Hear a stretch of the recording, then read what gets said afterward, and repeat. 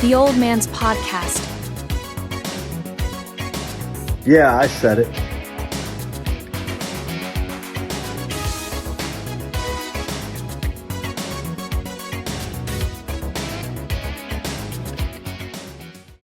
Hey everybody, welcome to the second segment of Old Man's Podcast.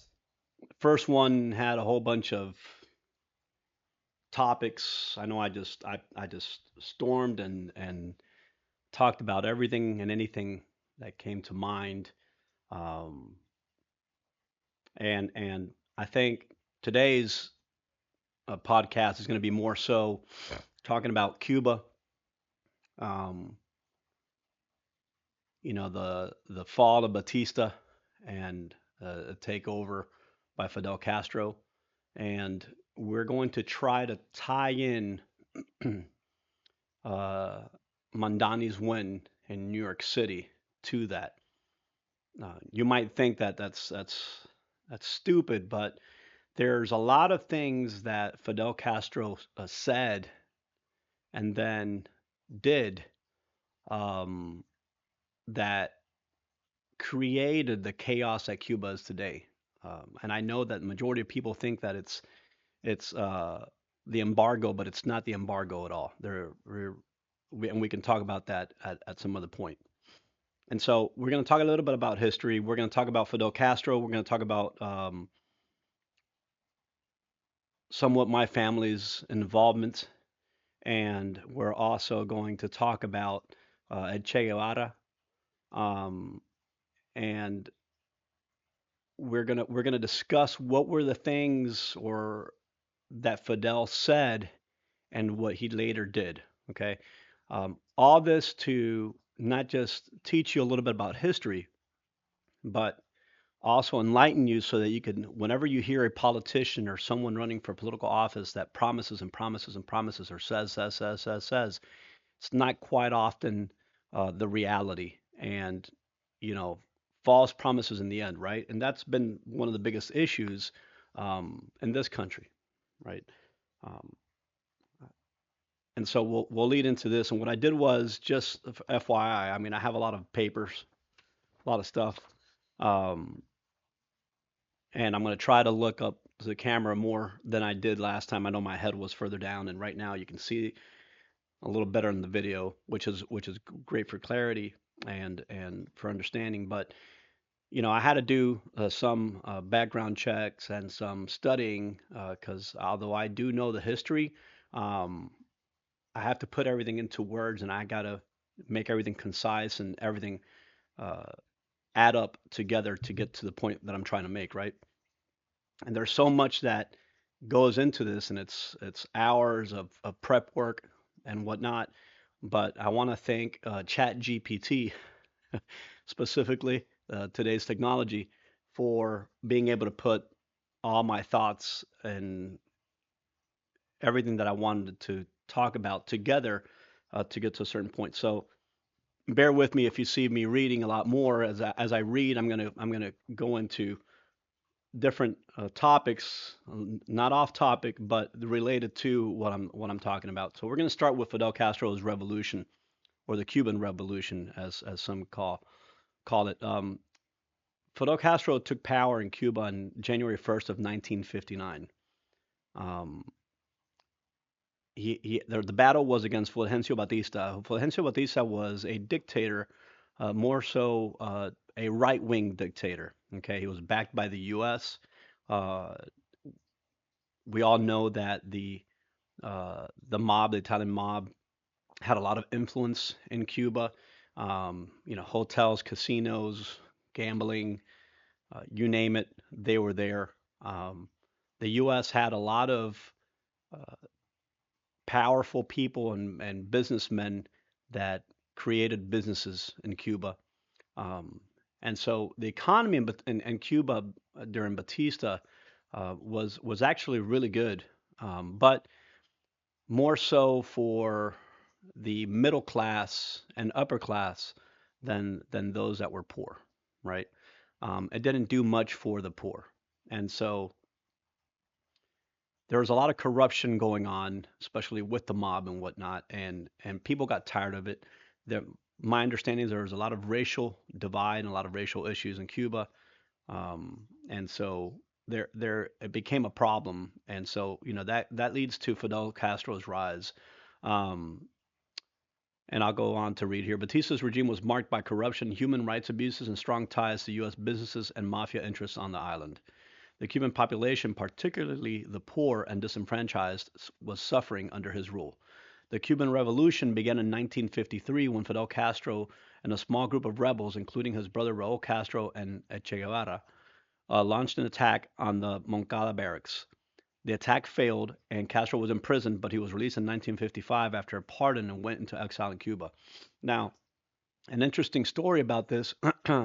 I'm sure you have heard or know um, the Diaz-Balart family. The representatives Diaz-Balart goes a long way, but the Diaz-Balart family were actually in the Senate in Cuba, and the Diaz-Balart family are cousins to the Castros, and so um, they they knew what Castro was capable of, and they fought uh, very hard to make sure that Castro wasn't released and pardoned because they knew he was going to come back. And so the Senate did not listen to Diaz Balart senator at that time, and Castro was released and pardoned. That was 1955. No more than a year later, 1956, Fidel Castro, with a small army of rebels, including Che Guevara, returns to Cuba on the Granma yacht. That's why the newspaper is called the Granma in Cuba. They waged a guerrilla war from the mountains of the Sierra Maestra, where my grandmother fought alongside uh, Raul and Fidel Castro. Over the next 2 years, they gained support from various sectors of society, including students, intellectuals, workers, and peasants who were disillusioned with the corruption of Batista regime. In the end, Batista fled the country, and Fidel Castro assumed power. Okay. Now, Fidel Castro's position on communism. Then, in a 1959 interview with American journalist Herbert Matthews from the New York Times, and you can check this out, Castro famously said that he was not a communist and that he intended to bring democracy to Cuba. These were Fidel Castro's words, and the video is online for you to see it. He also stated that his revolution was aimed at eliminating imperialism, poverty, and corruption, not creating a Marxist state. However, after taking power, Castro gradually aligned with Marxist-Leninist ideology due to both his political beliefs and increasing pressure from the U.S. and Western nations, which imposed sanctions and attempted to destabilize Cuba. By the mid-1960s, Cuba had become a one-party communist state. Now, I have to look for it, but I interviewed my grandmother, my paternal grandmother, and I had asked her some questions. I think by then her mind was failing a bit. But I also interviewed my uncles um, regarding this, the history, because there were children at the time that my grandmother fought in the Sierra Maestra, and they remember and recall many stories. And so the interesting thing is that you know there were a lot of great leaders that fought alongside Fidel Castro, and these as generals, um, and so they were fighting for something they believed in. And they did not want a dictator. They did not fight to install, replace one dictator with another. And so Fidel, during that time, as just like he stated in that 1959 interview with Herbert Matthews, he said that he wanted to bring democracy to Cuba. However, when he strode into Havana and the people were there alongside the tanks and the trucks and jeeps, saying Fidel, Fidel, Fidel, Fidel, that was a power grab moment in history. And a lot of people state that that's when he decided that he was going to take control. Now, there's also speculation that he already thought and he already knew he was going to take full control, regardless of what anybody thought. And so he did order the assassination of many of his generals because they knew they would not allow that to happen. Um, so let's talk about a little bit about Che Guevara because Che Guevara is a very interesting figure in history.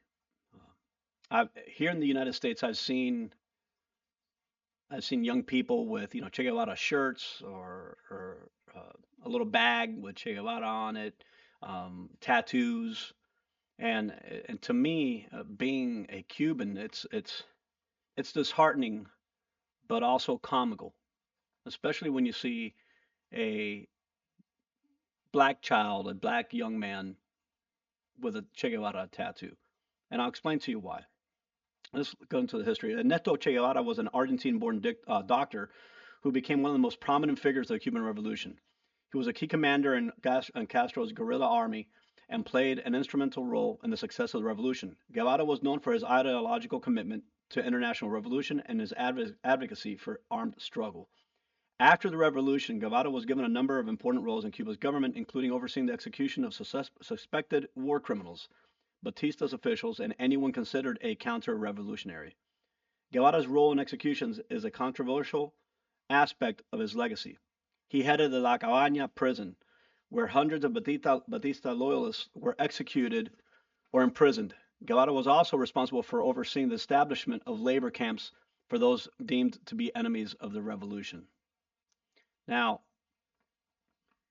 for many Cubans, Batista was an awful dictator, but not as bad as what Fidel, became. And when you mention Che Guevara, um, you can ask the majority of exiled Cubans what they think of Che Guevara, and what they'll tell you is he's a racist assassin, because that's what he was. He assassinated people. Um, if I remember correctly, I believe in one of the interviews that I had uh, with my uncles and my grandmother, um, they had asked Che, hey, where are these? There's some farmers that were in prison, and they had nothing to do with the revolution, but because Fidel didn't know what was going on, and he suspected people, he just round them up. And so they asked him, where are these people? And he said, what do you mean? So yeah, they're just go, you can go ahead and release them. He said, no, I killed them. I killed them all. So that goes to, and again, this is all hearsay, and this is stories that I got from family members. Um, but my grandmother was there, so maybe it wasn't that much of a hearsay kind of thing. Peter Pan flights and Cuban exiles in the U.S., and we'll talk about this in a bit. But one of the interesting things about Che Guevara is, and why I find it sad and at the same time comical that a black person would have his tattoo or whatnot, is although he advocated for racial equality and supported the struggle of oppressed people worldwide, he made racially insensitive comments and supported policies that ignored the unique struggles faced by black Cubans. Um, there's a lot of stuff that's out there regarding Che and what he's said about blacks, and you can look it up. And one of them is says we're gonna give blacks what they put into this revolution, which was nothing. That was one of the quotes. And he also stated that blacks were lazy people that didn't even want to shower, and deserved nothing, and that's why European whites were so superior to blacks. So when a person is making comments like that, you put that aside, right? But no, there is no putting it aside, because when a person says comments like that, that goes to show you exactly how that person feels about a certain group of people against a certain race. Now, the the irony falls in the fact that he says that he's fighting for racial equality, yet he's stating these words. So what is he really fighting for, right? He was a guy that loved war. He was a guy that loved to see blood. He was a guy that liked to kill. He loved to kill. He said he loved killing people. And mind you, don't think that those people that he was killing were all whites. Don't think that those people that were in Batista's army, military, were all white, because they weren't. He was killing blacks, whites, mulattoes, you name it. He was killing all of them. He didn't care.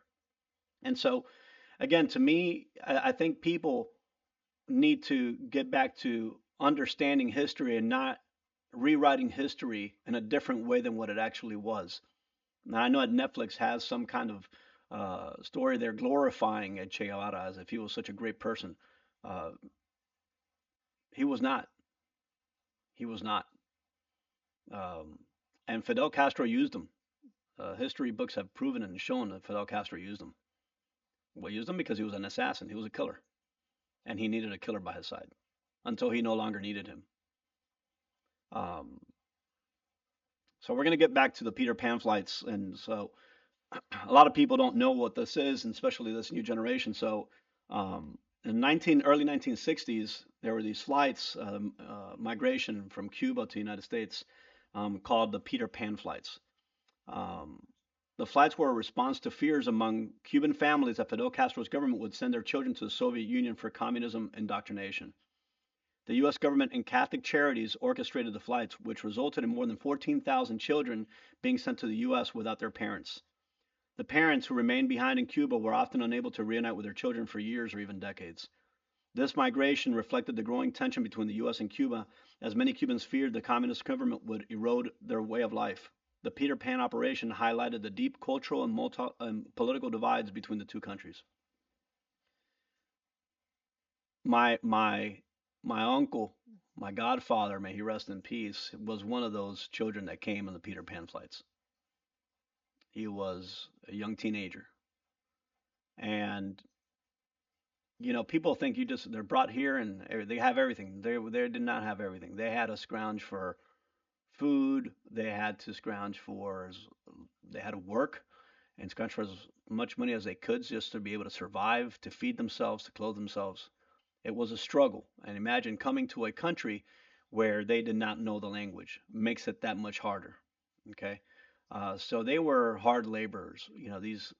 These Cubans came here to try to seek a better life, but understand that they were leaving their family, they were leaving their way of life, leaving everything, um, in order for them to have a better life. And their parents knew that that was what it was for, so that their children could have a better life.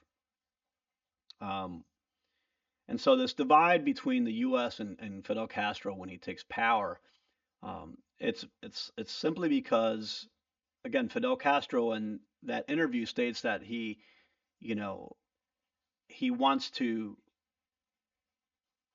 create a democratic state, right?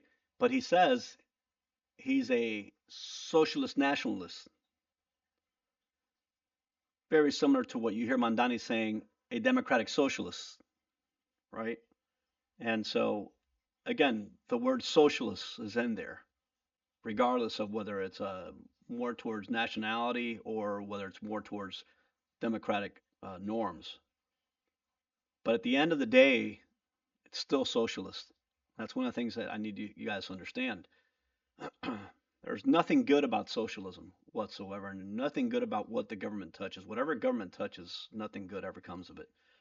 And we're going to see that in the coming years, when Mamdani takes power, and see what he's capable and able of doing and changing. Because even though he promised a lot of things, there's things that he's not going to be able to do because he doesn't have the power to do so. So all in the name of free stuff. Mind you, there's nothing ever free. Now, this divide between the U.S. And Fidel Castro in Cuba doesn't begin when Fidel Castro takes power. It begins shortly after that because Fidel starts aligning himself more with the USSR, with the Soviet Union. And as he's aligning himself with the Soviet Union, he's reaping in more benefits from the USSR, and the USSR is sending him money and sending him stuff and helping him out. And so as he sees himself being helped by the USSR, the U.S. is paying attention to this, and mind you, that was an era of a Cold War era, right? And the U.S. does not like what's happening in Cuba, and so Castro, in addition, starts nationalizing businesses and starts taking U.S. businesses away from those business owners of the United States, and so and that was one of the words that I was talking about in my first podcast, where I said when the government takes something away, it's expropriation. So an expropriation is when the government goes ahead and assumes ownership of a private firm, an entity that belongs to a business owner.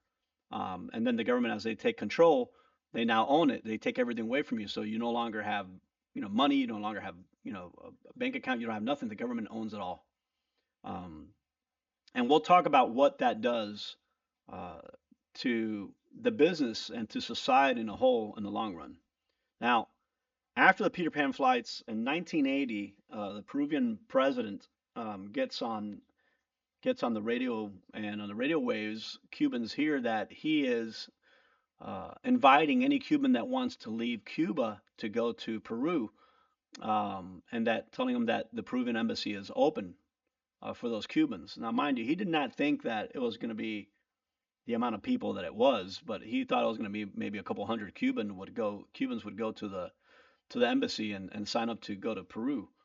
But something else happened, so that's called the Mariel boat lift, and that's where I came. I was part of that. I was 5 years old at the time.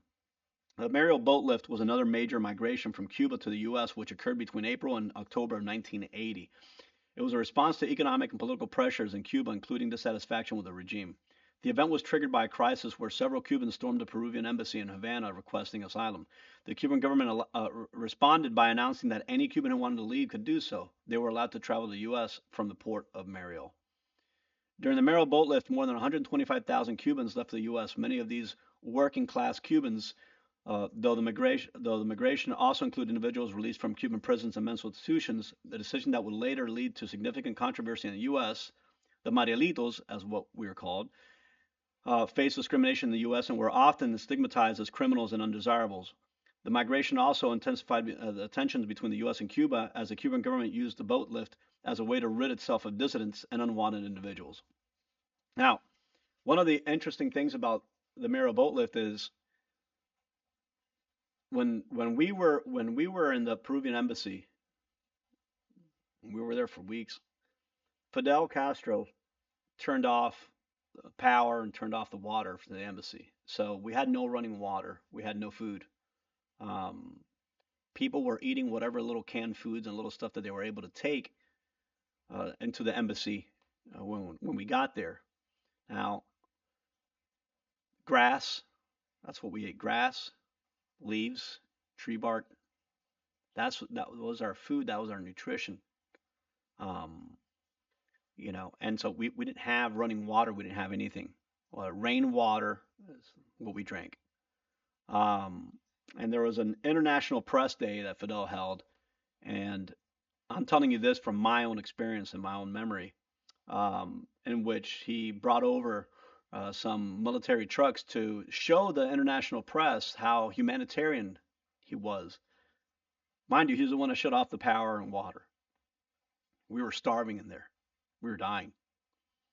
And so he was throw these little boxes, and these little boxes is what we call cajita cumpleaños. These little boxes where uh, when you go to a birthday party back in the day, they would put in, maybe one or two croquettes or croquetas and a little sandwich, a little something in there, and close it up, and you would take that home, as a parting gift for going attending the party. And so he was, they were throwing that at the people, and the men were fighting for that, but not for them to feed themselves, but to feed the children and also the older people that were there, right?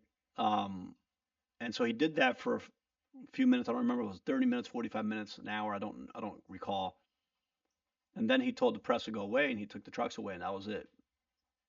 So in those boxes was either rice or mashed potato, if I remember correctly. There are stories of things that happened. There are stories of there being uh, a glass, that was grinded into little stuff and put in with the mashed potato and rice, so that people, when they digested that, they would bleed internally. Um, there are stories about that, and if the stories are as true, then you would think to yourself, wow, right?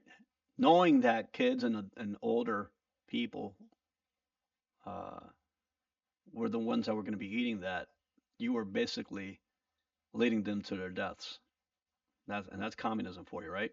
Now, we're going to talk a little bit about the U.S. embargo on Cuba, um, because that's one of the other topics that we were talking about before, where I keep on saying, was there really an embargo at a certain point? So the U.S. imposed an economic embargo on Cuba in 1960 in response to Fidel Castro's nationalization of U.S.-owned properties in Cuba and the increasing ties with the Soviet Union.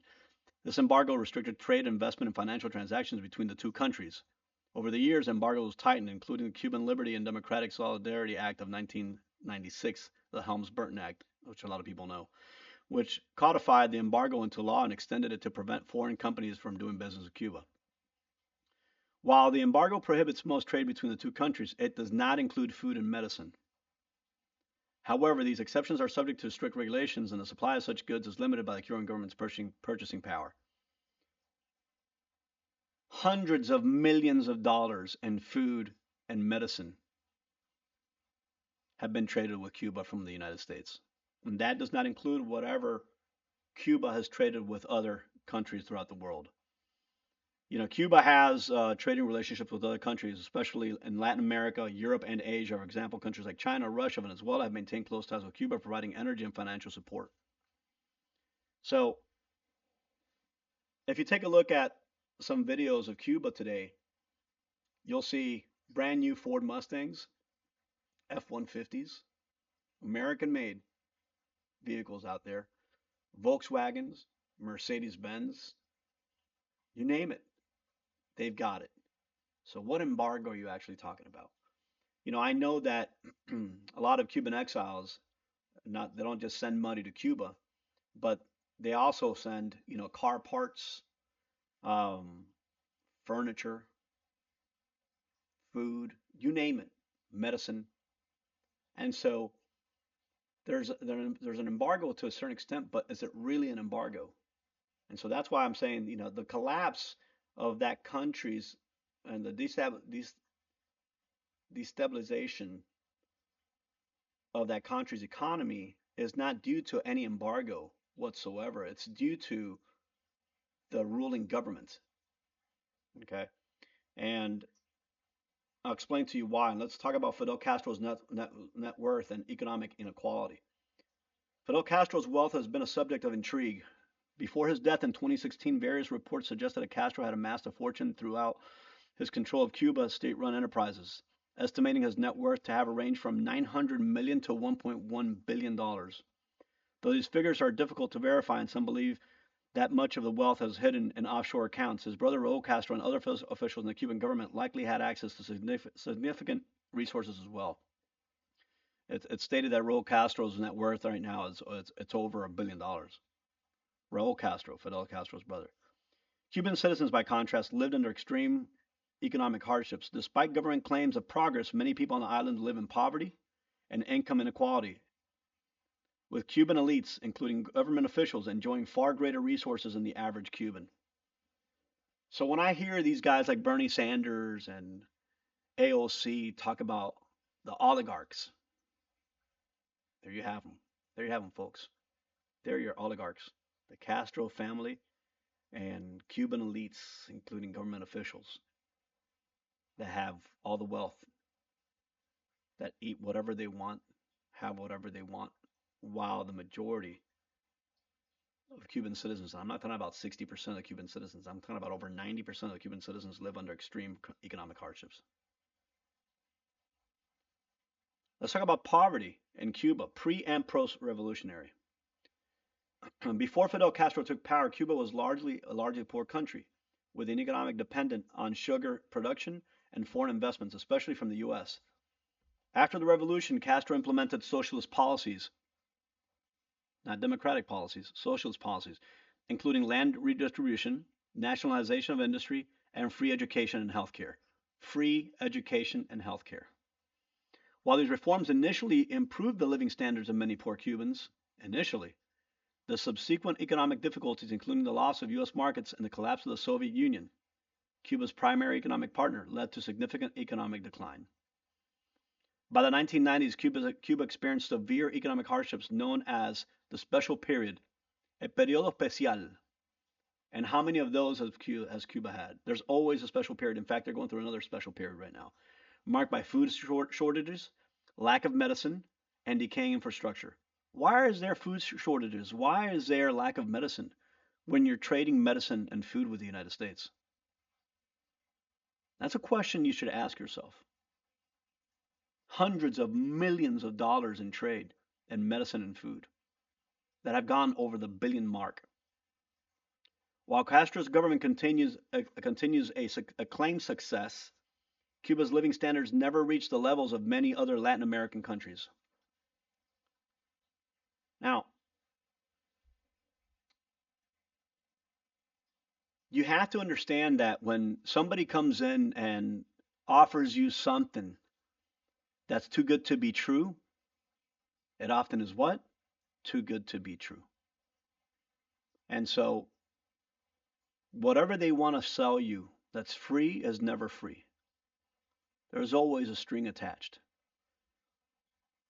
And this is one of the parts that leads me to Mamdani, right? Which is something that upsets me when people talk about Mamdani and all the great things that he wants to do and whatnot. You know, government-owned supermarkets, free bus, and who's going to pay for the gas? Who pays for the gas on those buses? Who pays for the wear and tear? Who pays for the maintenance? Who pays for the bus driver? Because the bus driver's not going to drive for free. Who pays for all that? Think about that. You may be riding that bus for free, but you're going to pay it another way. Understand that there's nothing free. This is the part that I'm trying to tell people. If you're not paying for something, they're going to take it out of you on something else. There's no other choice. They have no other choice. And so if your tax rate right now is at 6% or 7%, it's going to be 10 whenever you go buy food or anything else. They're going to start taxing you on everything even more because they have to compensate for that lack of income, that lack of money coming in from one side. When you're negative here, you have to increase positive on this side to be able to cover that downfall. Be able to cover that negative. Because if you don't, the economy collapses. So we're going to get to socialism and Mamdani's win in New York City. I tell you, I'm going to try to put this in together. Where are we at? 32 minutes? Not bad. The rise of politicians like Adriano Espaillat in New York City, or figures that are socialist leaning like Amanat Mamdani, can be viewed in contrast to the failures of socialism in countries like Cuba. Socialism in Cuba, particularly the Castro model, resulted in economic collapse, widespread poverty, and the suppression of political freedoms. Many of the ideals promoted by Mamdani and others, like universal health care and wealth redistribution, appear appealing, but must be critically examined in the light of economic realities and human rights violations in socialist regimes. In New York City, the implementation of socialist policies might be seen as more feasible due to the greater economic infrastructure and political freedoms that exist in a democratic society like U.S. cities like New York City. So they can introduce social policies such as affordable housing, expanded health care, or universal education without fully abandoning capitalist principles like private property or market-based economics.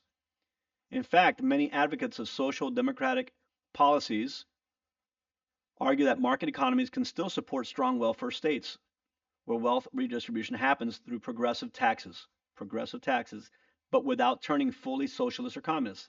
However, the challenge of socialism as a government philosophy, particularly when it leans more towards communism, is that it tends to require centralized control over the economy, a single party system, and often the suppression of political dissent. You think differently than me? We suppress you. That's what's been happening as of late, one party to the other, right? In Cuba and other communist regimes, the suppression was not just about maintaining political control, but also about economic control. This leads to a dangerous paradox. For the communist elite to maintain power, they need to ensure that the masses remain poor, dependent, and disenfranchised. Why? Because a discontented, educated, economically empowered populace is a direct threat to central authority that upholds the regime. If the poor are empowered, if they rise above the conditions that keep them loyal to the regime through dependency, For example, reliance on state rations or subsidized services, they may question the legitimacy of the government that feeds them. That is where we're at. You see,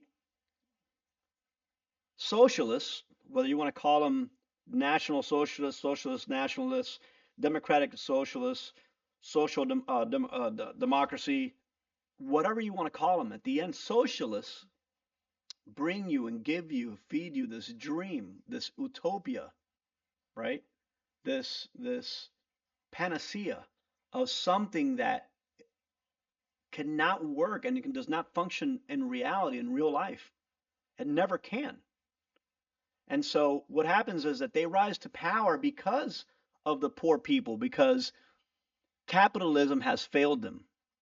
Something that we talked about before, and that's something maybe we can continue on in other podcasts. But when you've been lied to too many times, you try to look for an out, you try to look for something better. But my argument is socialism is not that answer. It's not the answer whatsoever. I think what you need to do is if you've been voting for the same political party for the last 10, 20, 30, 40, 50 years, and it's not working, and that party controls your city, that party controls your town, and it's not working for you, there's no new jobs, nothing is better, everything is decaying, there's more gangs, there's more violence, then maybe what you should do is vote for the other party, not go ahead and trade capitalism for socialism. That's not the way to go. If everyone in your area is a Democrat and every elected official is a Democrat and your city is shit, then maybe you should start voting Republican. What at that point, what do you have to lose? What do you have to lose? I'll tell you that if you vote socialism, you got a lot more to lose than what you already have, and if what you have is very minimal, you're about to have a lot less, because that's what socialism leads to: intense and immense poverty. And the only reason these socialists stay in power, the only reason these people stay in power, is because they feed you just enough for you to get by. They give you just enough handouts just so you could get by, just so they can stay in power, and then tell you, it's the fault of the other people, it's the fault of the capitalists, the fault of Republicans. It's their fault that you're poor. No, they need to keep you poor, because understand that the second that you start making money, that you start seeing things better, you're probably going to start seeing things a little bit different. You're probably going to start opening your mind and thinking differently. And if you're a black person that sees another black person all of a sudden start voting Republican, instead of calling them a coon and calling them all these names and all this stuff, or a traitor and whatnot, maybe you should go, you know what? I wonder why he switched parties. I wonder why she switched parties.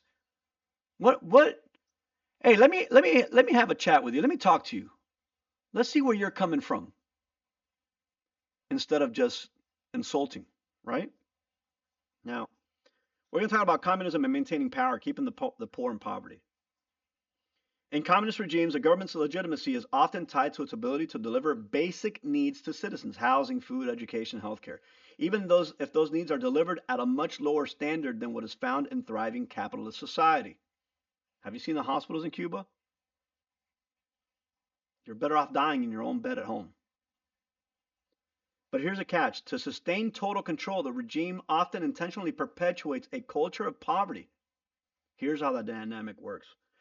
Centralized control. For communists to maintain totalitarian control over a country, they often suppress economic freedom. Without the ability to own property, start a business, or accumulate wealth, individuals are left economically dependent on the state. Government-owned supermarkets. That's the beginning. That's the start. Remember, everything starts. Everything has a start. But there's an end, and that end is far worse than the beginning. This system is not inherently about lifting people out of poverty. It's about ensuring that the state can reward loyalty and punish dissent by controlling distributions of resources. The people are kept poor, so they're dependent on the government's whims for survival. Hence the welfare state. Welfare benefits. Keep the poor poor and they will continue to vote for you and make sure they're the masses. The government promises security in exchange for loyalty. By keeping people in poverty and dependent on state resources, it becomes more difficult for them to rise up or protest. Second Amendment. Hey, you know what? The school shootings, these people that have a mental illness, that are sick, go out there with an AR-15, they start shooting up schools. First one to go is an AR-15. And by the way, AR-15s are sub-automatic, not fully automatic.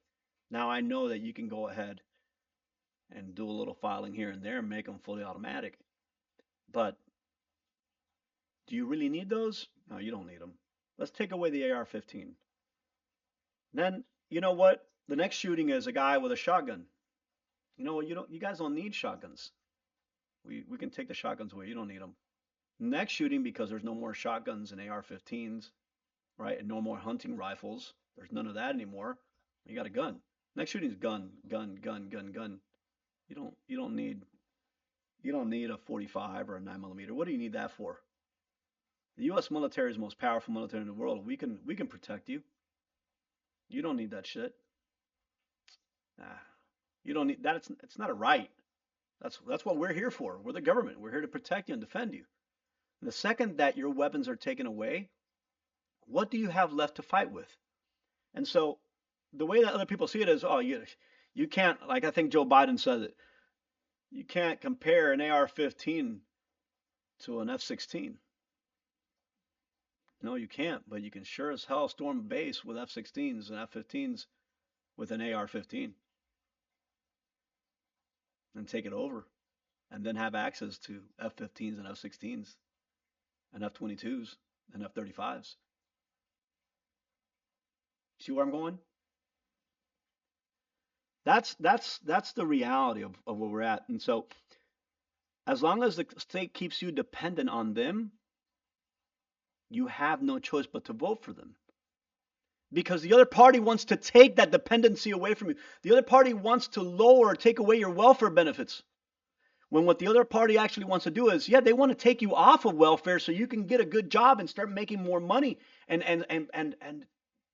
have a better life and afford more things and go vacation. That's what the other party wants to do. They want to take you off of that dependency. That's the part that the left doesn't seem to understand, that Democrats don't seem to understand. The weakening of the middle class. In true communist regimes, any attempt to create a middle class, a class of people who have enough wealth and autonomy to push for reforms, are often crushed. Communism cannot thrive with a robust middle class. Entrepreneurs, business owners, and skilled professionals are seen as threats because they possess independent power, wealth, influence, and education that can be used to challenge a political monopoly of the state. As a result, many regimes crack down on the entrepreneurial spirit and self-sufficiency of the people, preferring a population that is reliant on the state. Any political dissent, especially from groups that may have better economic prospects, is seen as a threat to the system. In Cuba, for instance, the government cracked down on dissidents, journalists, and opposition groups who called for political reforms or economic liberalization. The repression is necessary to keep the public unified under the ideology that the government is the sole source of protection and survival. If people fear they are better off outside the system, they may rebel. In this way, the very poverty that Marxists claim to fight against can become a tool for maintaining the political status quo. It becomes easier to control a population that has no access to political or economic power because they rely on the state for basic survival. You know, there's these Cuban musicians, rappers, artists, reggaetoneros that came up with a song, Patria Vida, patriotism in life. Because the communist saying is patria o muerte, patriotism or death. And that song was, I think Gente de Zona, I believe Michael Osorbo, a Cuban rapper in Cuba that's been imprisoned. He sewed his lips while he was in prison together to tell the government that he was not going to talk and rat out any of his friends and family. A man that has been destroyed for speaking out against the government. And then justices. You have Yotuel Romero from La Horicha, which is a great group, musical group as well. And they came out with the song Patria y Vida that actually won 2 Grammys. And it's a way for people to unite. In fact, they were playing that song. People were playing that song in Cuba, and they were being imprisoned as they played that. Um, you have others like a Funky and Aldo. Uh, that's AL2 Aldo. Um, it's part of Los Aldeanos, a group in Cuba um, that come up with rap songs to speak against the government, talk about the oppression and repression of Fidel's government, of Raul's government, of Diaz Canel's government. Um, but one of the things that I want to talk to you before we continue on with this whole thing in New York City is in the Mariel boat lift during Mariel in 1980, my uncle, one of my uncles, he was able to get into the embassy with who then was his wife and his son, and so but he was unable to get out, and so they he had to stay in Cuba, and he was living in a condo building, which he owned that condo, and they did many acts of repudiation against him. Um, they wouldn't let him leave uh, his building for months and months. And in fact, my grandmother was the only one allowed to get in there and take him food and water and medicines um, because of the power that she held at a certain point. And so my grandmother, like I was saying, my grandmother fought alongside Fidel and Raul Castro. But when Fidel took power, my grandmother turned to him and told him that that was not what she fought for. And before my grandmother passed away, she told me that war is an ugly thing, and she hoped that I would never see it. She used to call me Ojo Bello, beautiful eyes. Um, I had these really pretty eyes, and I was blonde when I was born. And she told me she was one of the most beautiful kids she had ever seen. So my grandmother adored me, but she told me that she would hope that in my lifetime I would never see war, I have to fight in a war, and that what she regretted the most was being in the wrong side of history. That's what she regretted the most.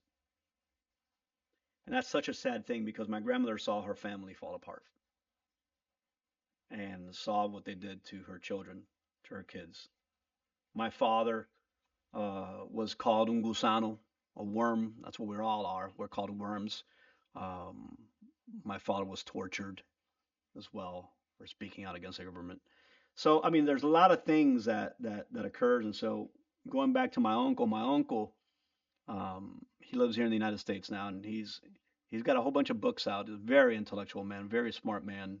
He was an engineer in Cuba, and he actually uh, was the first engineer to make a deal. I believe it was with the Japanese um, in Cuba and whatnot. And so, I mean, a very, very smart man. Has a lot of great stories and a lot of good things and great things to tell. And he's got some books out, which you can find in Amazon.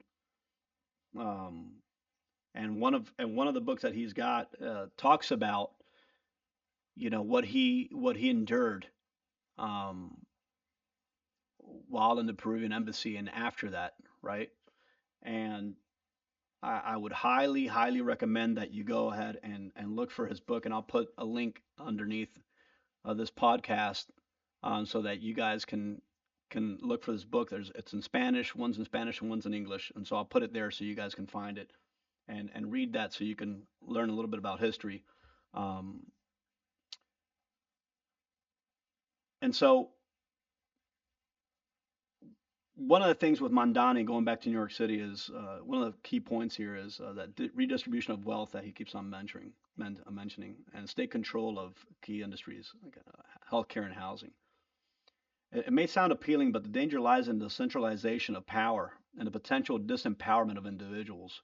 The state becomes responsible for everything. With that, it gains control over the lives of its citizens. History has shown that When the state holds too much power, it can easily slide into authoritarianism and totalitarianism, where the people's needs are secondary to the regime's needs, which is basically what happened in Cuba. The government prioritized maintaining power over improving the standards of living for most citizens. The emphasis on ideology over economics kept Cuba trapped in poverty, with citizens relying on state handouts and limited opportunities for social mobilization. If the poor don't have opportunities to advance, they become easier to control. And as their survival depends on the state, you keep power and keep control. In New York City or other Western democratic systems, socialist policies may offer some short-term solutions for inequality, but there's a danger that the more state control and redistributes, the less individual autonomy people will have, which means the less rights you have, the less individual choices and decisions you have, because the decisions are made by the state.